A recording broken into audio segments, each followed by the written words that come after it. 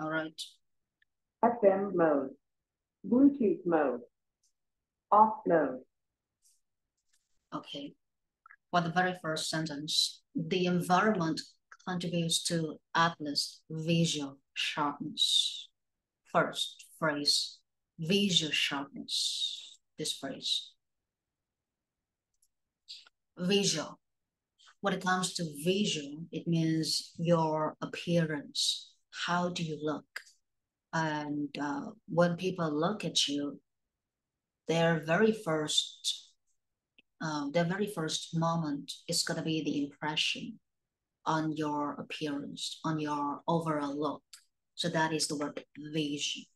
When it comes to visual, you think of the word appearance or overall look. All right. Here are the words for you to notice. Visual. Visual. Here they use the word visual as an ADGA. For the meaning of it, we have some words to describe the meanings of the word visual. First, appearance. Appearance. Okay, this is the noun in English. The second one, that is overall look. Overall look. So these are the two words which have the same meanings in the word visual. Here they use the word like visual sharpness. Sharp, you think of sharp as a knife. You use a knife to cut fish, you use a knife to cut meat, or you can even use a knife to cut your birthday cake into 2 pieces. So they use the word sharp to describe the status, to describe the state of a knife. Here we have the word sharp. Sharp is an ADJ in English. And sharp is also a noun in English. Sharp, a noun, sharpness. Here they use the word like visual sharpness. You look at the athlete, you can see that the athlete looks very muscular. Muscular is the adjective of the word muscle. You can say that he has lots of muscles. So there you can say somebody like have muscles, or you can think of the word like develop muscles. If you want to develop muscles, you need to work out a lot in the gym or to build muscles, build muscle.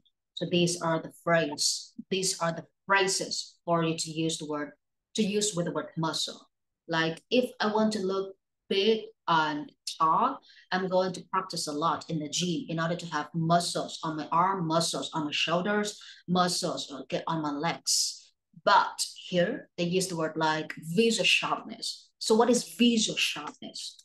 Visual sharpness. You think of it as big body. Visual sharpness, it means that he has a very big body and he has muscular body, muscular body. Muscle is a noun, but muscular is an ADJ in English. You use an ADJ to describe things in English. You can say that that man's visual sharpness really impresses me. That man visual sharpness really attracts my attention. So the visual sharpness of somebody, that means he has a very big body and his body, okay, is very muscular. His body has lots of muscles. That is visual sharpness. The environment contributes to atlas visual sharpness. The environment is not about these O2, oxygen, or CO2, carbon dioxide matters in the environment, in the living environment. The environment people are speaking of in this paragraph is about the gym, okay? The environment in which the athletes practice, that is the gym. So they want to say that if the athletes stay, it means work, the athletes continue working, continue exercising in the gym. This kind of environment, this kind of gym environment is going to push the athletes work much harder so that he's going to build a perfect body with a perfect muscular body for himself. That is the meaning of it.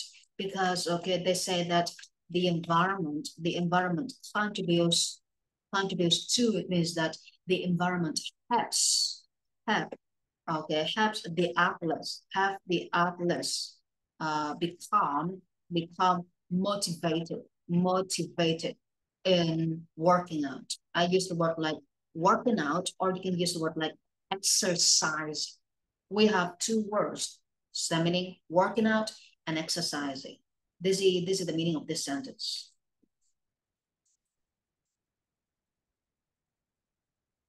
Helps.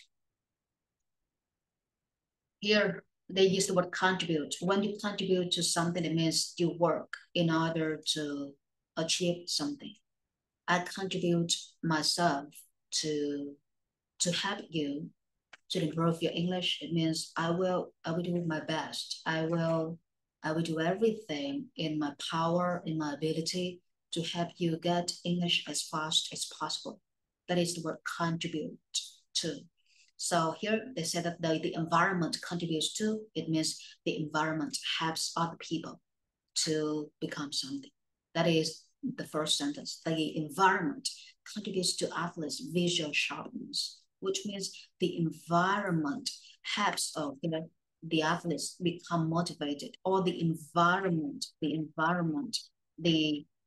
gene environment motivates the athletes, or the environment pushes the athletes, or the environment encourages the athletes, or the environment stimulates the athletes, okay, to work much harder in this gym. So when you go, for example, when you go to a school, you want to study something, and you feel like, oh, when I go to this school, I meet this friend and I meet my teacher, I feel so good about studying. So when you are in that environment, you are going to be motivated. You are going to be like, okay, you are going to be made feel like not like cloud nine, or you're going to be you are going to feel like you are on heaven, because you feel so good about it.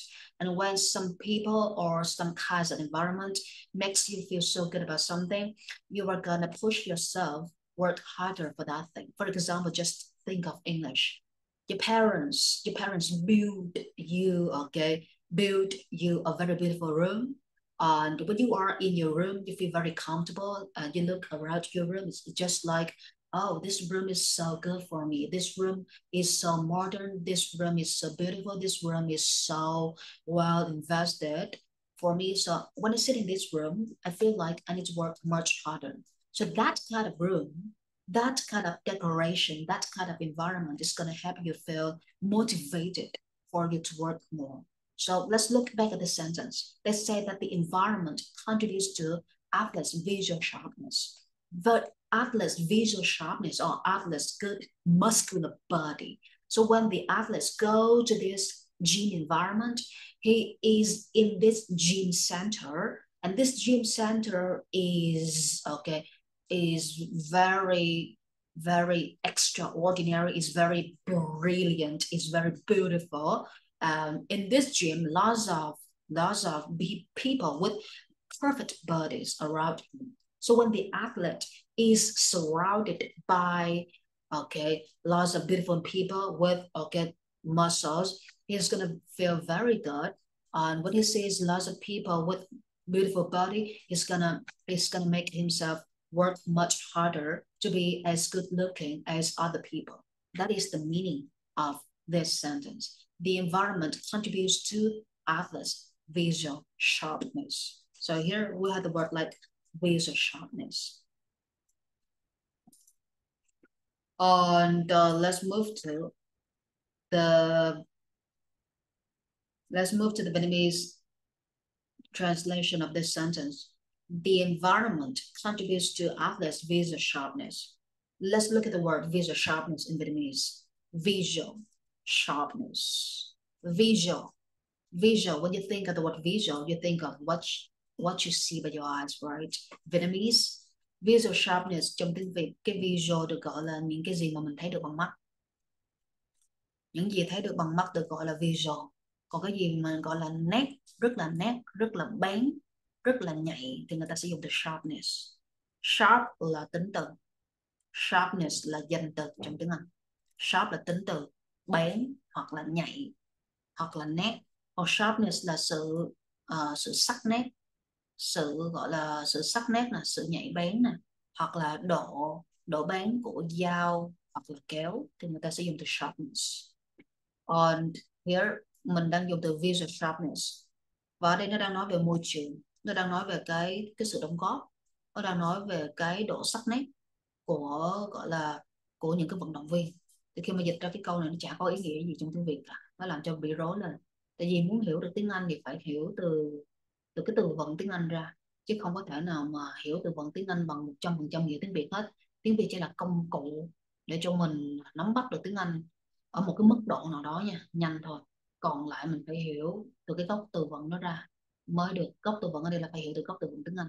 Cho nên thì khi mà nói về môi trường thì cái môi trường ở đây đang nói không phải nói về môi trường sống, living environment, không phải nói về môi trường làm việc, working environment, cũng không phải nói về môi trường học là studying environment. Cái môi trường ở đây mà nó đang nói về cái bài là vận động viên thì đây được gọi là cái môi trường mà tập thể hình thể thao. Thì khi nào nói về môi trường mà tập thể hình thể thao thì hãy nhớ đến những cái từ giống như là gym, phòng tập gym center, phải thôi. Như vậy khi mà mình đi đến gym center thì nói về môi trường, tại sao môi trường lại đóng góp vào cái sự sắc nét về ngoại hình của vận động viên.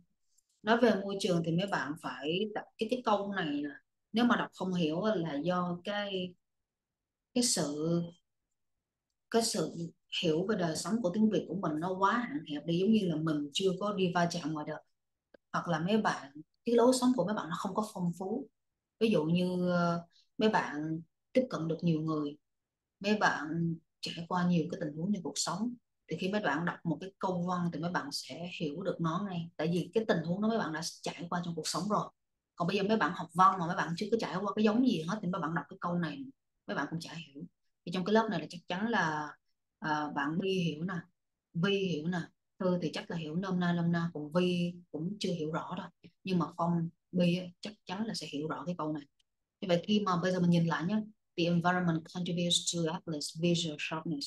Bây giờ lấy từng từ ra, contribute to Vietnamese có nghĩa là đóng góp, nó đóng góp vào, nó tích lũy vào. Khi mà gọi là đóng góp vào, tích lũy, đóng góp vào, mình đóng góp bao nhiêu tiền, mình đóng góp cái sức lực của mình. Như vậy khi nói đến cái từ đóng góp, ngoài tiền ra nó còn nói về sức lực nữa. Thì ở đây cái môi trường đóng góp vào cái sự sắc nét ngoại hình của vận động viên. Nói đến môi trường, tại sao nó đóng góp vào môi trường thì là môi trường nó không có giúp gì được cho người là sai. Khi mà nói về môi trường thì khi mình vào một cái phòng tập gym, mình thấy mọi người xung quanh mình nhìn rất là nét, gọi là cơ thể rất là đẹp, người thì có gọi là có cơ bắp và thân hình vạm vỡ, big body và muscular body. Big body là thân hình bự vạm vỡ, và muscular được gọi là cơ thể có cơ bắp. Muscle được gọi là cơ bắp, nhưng mà đây là danh từ. Muốn sử dụng một cái từ muscle này nó phải đi chung với một trong những động từ như là have là có cơ bắp, phát triển cơ bắp hoặc là xây dựng cơ bắp ở đây. Như vậy khi mình muốn dùng danh từ thì mình phải có những cái động từ như thế này để mình đi cùng. Còn bây giờ mình không muốn dùng danh từ, tại muốn dùng danh từ thì phải có động từ, mà bây giờ người ta chỉ cần nói là cơ thể cơ bắp thôi thì người ta sẽ dùng tính từ là muscular. Như vậy khi mà mình vào một cái môi trường người ta nói là môi trường đóng góp cho cái sự sắc nét về ngoại hình của vận động viên, là tại vì vào cái môi trường đó người ta mới có động lực để người ta tập gym. Vào cái môi trường đó người ta mới cảm thấy là người ta có đủ sự cạnh tranh từ những người khác để người ta phấn đấu lên. Thì giống như khi mấy bạn học tiếng Anh thì mấy bạn thấy bây giờ bên giáo viên nói nhanh quá, hoặc bây giờ bên giáo viên dùng nhiều từ vựng quá, thì tự động mấy bạn sẽ đi tìm hiểu cái từ vựng đó. Đó là tạo ra những cái môi trường cạnh tranh và tạo ra những cái môi trường để giúp thúc đẩy cái người học nó phát triển. Thì ở đây cái môi trường này nó đóng góp vào cái sự sắc nét về ngoại hình của vận động viên, là nó đóng góp theo kiểu là nó động viên vận động viên, nó động viên cái người tập thể hình này nè tập nhiều hơn để có được cái độ sắc nét của ngoại hình là visual sharpness. Nó kích động, nó kích thích cái người tập này nè là người ta muốn tập thể hình nhiều hơn. Cho nên khi vào một cái môi trường tự nhiên cái mình muốn làm cái đó nhiều hơn, mình muốn tập cái đó nhiều hơn, mình cực kỳ khao khát để mình gọi là để mình khai thác tất cả mọi thứ từ cái môi trường đó. Thì đó là cái sự đóng góp của mình. That is the way that the environment contributes to the success of a person or something, right? Alright, and bây giờ thì mình cho mấy bạn khoảng 5 phút nhé. Mấy bạn nhìn lại cái câu này, mấy bạn nhìn lại cái note này, và mấy bạn mở cái Google Doc của mấy bạn ra đó, cái Google Doc đó. Mấy bạn mở cái Google Doc ra, mấy bạn nhìn cái câu này và mấy bạn đưa ra cái câu tiếng Anh của mấy bạn nha, để coi mấy bạn làm được không. Bây giờ thì nếu mà cái máy của mấy bạn nó bị lỗi hay là nó chậm thì khỏi cần mở Google Doc ra, mấy bạn chat trên đây nè. Ví dụ như Bi chat cái câu của Bi ra, rồi Bi chat ra, rồi Bi chat ra. Như vậy bây giờ mấy bạn nhìn ngược lại cái câu của cái câu trong sách với lại cái sự giải thích ở trên đây, mấy bạn đưa ra cái câu phù hợp tiếng Anh nha. Ở đây là mình nhìn cái câu đề, mình miêu tả cái ý nghĩa của nó bằng chính tiếng Anh của mình. Nhìn vào nhé. Bây giờ thì mình đợi mấy bạn. For this sentence, if I want to use my own English to describe the meaning of this sentence, I would go like this. The topic sentence of this paragraph: the environment contributes to atlas visual sharpness. So this is my sentence. If the atlas want to look perfect, with muscular bodies, he needs to be motivated to work out in the gym for hours or for days in the gym. And in order to be in the right mode for working in the gym, the athletes need to feel good in this kind of gym environment. So when we go to the gym, we need to make sure that the gym that we choose for ourselves is suitable. And in this case, we use the word environment. Environment is another word for gym. Instead of using gym center or gym room, I can use the word the environment. So this kind of environment is gonna help me to develop motivations for myself. So if I were an athlete, I would go to this gym center. I would go to this environment because when I am in this environment, I look at the modern machines around me. I look at muscular people around me. Lots of people with good bodies, with perfect bodies. I look at them and I want to be like them. So if I go to the gym, I will choose the perfect environment for me to grow, to develop, and to be better. So this is how I describe the meaning of the sentence like this. Okay. And in order for you guys to feel comfortable, I will continue teaching. And guys, please message or send me some signals if you don't understand, because I feel like you guys are stuck in this afternoon. Aren't you guys sleeping or just are in the class with me? I don't know, but I need to go on with my lecture. Contrasting chord backgrounds, adequate lighting, non-confusing uniform, all about combinations, and less off-chord motion all have the atlas peripheral concentration. Contrasting chord backgrounds. Just look at the Zoom. The Zoom has lots of backgrounds. Like this is my real room. I don't use my room's background anymore because I only use my room's background when I go on holidays or when I go traveling, because the customers or the parents of my students don't want me to go anywhere. They just want me to work for them. So I need to fake the room's background. But this is my real room background because I am in my room right now. Here they use the word contrasting. Contrasting means different chord background. Chord here is not like tòa án. Court here is like the yard, the sports yard. Court ở đây được gọi là sân chơi thể thao. Như vậy sân tennis, the tennis court. Sân bóng chuyền, the volleyball court. Alright, contrasting, it means that they use different colors to make the background look attractive to you. They use different colors to make the background appear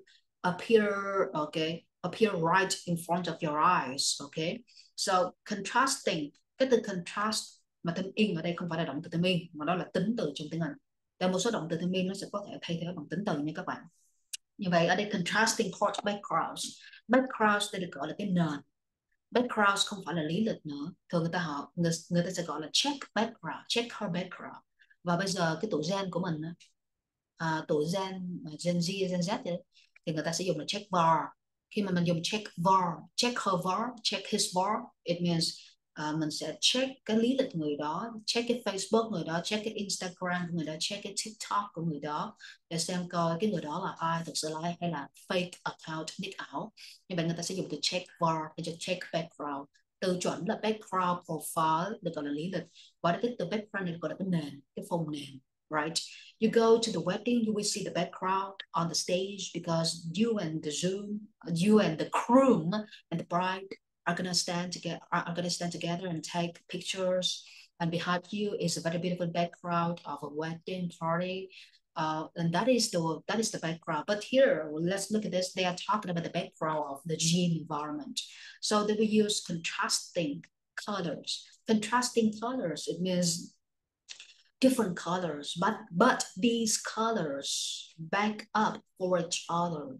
Như vậy người ta dùng từ contrasting này là tính từ ở đây có nghĩa là cái độ tương phản đó các bạn. Và cái độ tương phản này có nghĩa là người ta sẽ dùng nhiều cái màu sắc khác nhau, và những cái màu sắc đó nó sẽ back up for nhau, nó sẽ back up cho nhau, có nghĩa là nó sẽ những cái màu sắc mà người ta dùng để tạo nên cái phông nền trong cái phòng tập gym, trong cái đoạn văn này, thì những cái màu sắc đó nó có độ tương phản và nó sẽ hỗ trợ cho nhau. Như vậy khi mà mình tạo ví dụ một cái background, mình dùng cái contrasting color, có nghĩa là những cái màu sắc tương phản nhau để làm cho cái background đó nó trông rất là hấp dẫn, rất là attractive. Nó sẽ cái background mà nó có những cái contrasting color, những cái màu sắc mà tương phản mà hỗ trợ cho nhau, thì cái phông nền đó nó sẽ thu hút được cái sự thu hút được cái tầm nhìn của người khác, thu hút được cái sự chú ý của người khác. Do vậy là mình mới có cái tính từ được gọi là attractive, được gọi là quyến rũ, được gọi là thu hút. Thì nó sẽ attract, nó sẽ thu hút cái attentions, thu hút cái sự chú ý của người khác. Đó là như vậy. Thì cái từ contrasting ở đây dịch ra thì người ta hay gọi là so sánh sự khác nhau, nhưng đó là cách dịch của động từ. Còn cách dịch của tính từ, cái từ contrasting là cho tính từ ấy, thì đây được gọi là cái độ tương phản nha các bạn, chứ không phải là so sánh nữa. Thì đây được gọi là phông nền, cái background là phông nền sân, một cái phông nền đó, cái nền mà người ta dựng lên ở tại cái sân chơi thể thao, nó sẽ dùng những cái màu tương phản là contrasting colors. Adequate lighting, yeah, of course. You work in the gym, you need to have you need to have lots of lights so that the room is going to be bright enough for you to feel good, for you to feel sufficient, so that for you to feel comfortable, so that when you work in that environment, it's like me, okay, sitting in the room, okay, with lights on, okay, enough lights on, and we feel like the room, the room is bright enough for me to study and for me to work. So it's like you go to the gym, and if the gym is so dark, D-A-R-K, the gym doesn't have enough lights, you feel like it's so dark, and you feel like you are gonna be sleepy. You just want to sleep. And if you feel sleepy and you just want to sleep, you cannot work or study or live in that kind of environment. That is why we need lights. Okay, here they say adequate lighting. It means enough lighting. Nhưng mà khi nói về từ light là đèn, và light cũng có nghĩa là lightning có nghĩa là cái độ sáng. Okay, the lightning is like we have the lightning.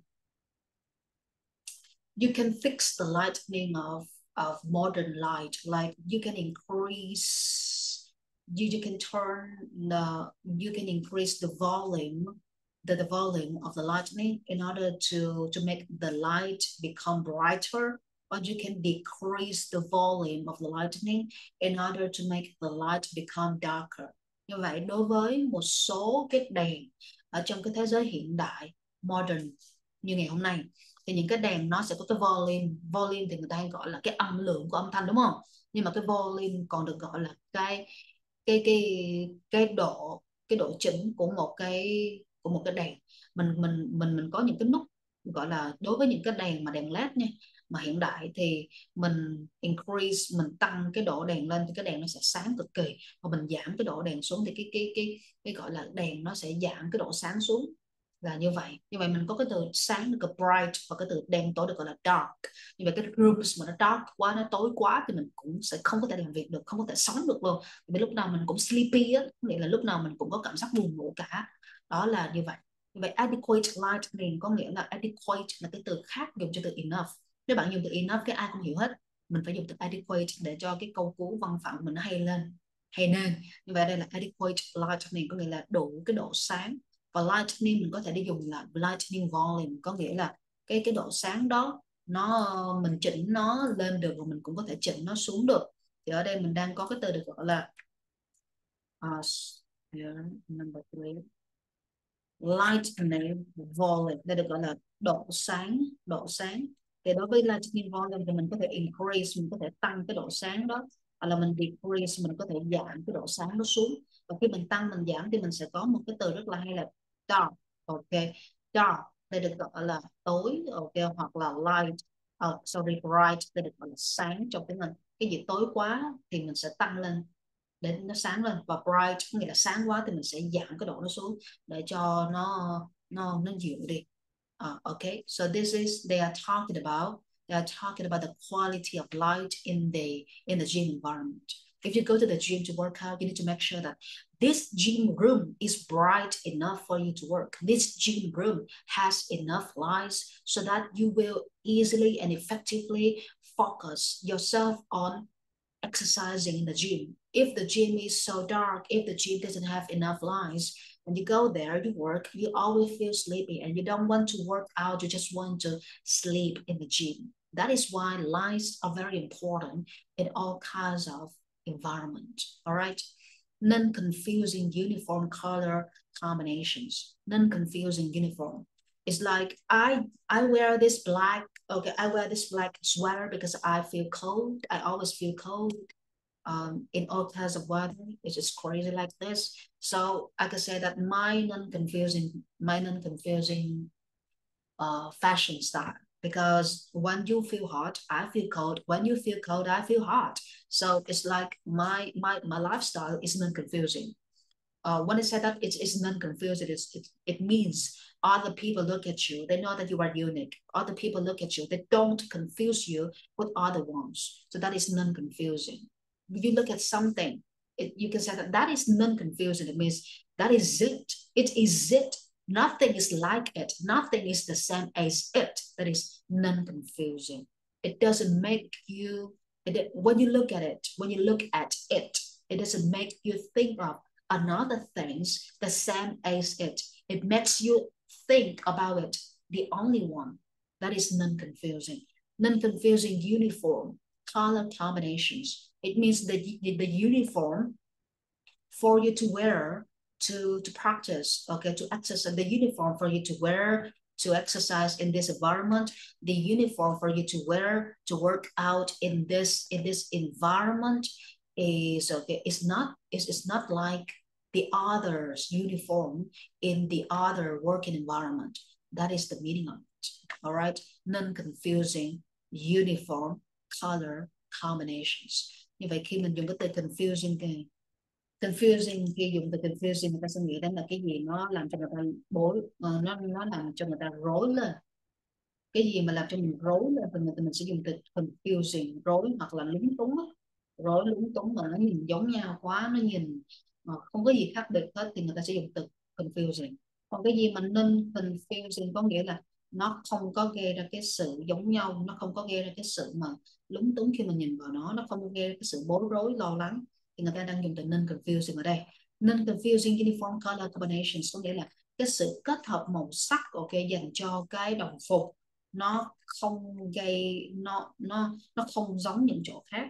Thì cái từ non-confusing này mình có thể nghĩ đến cái từ được gọi là unique, có nghĩa là đặc trưng.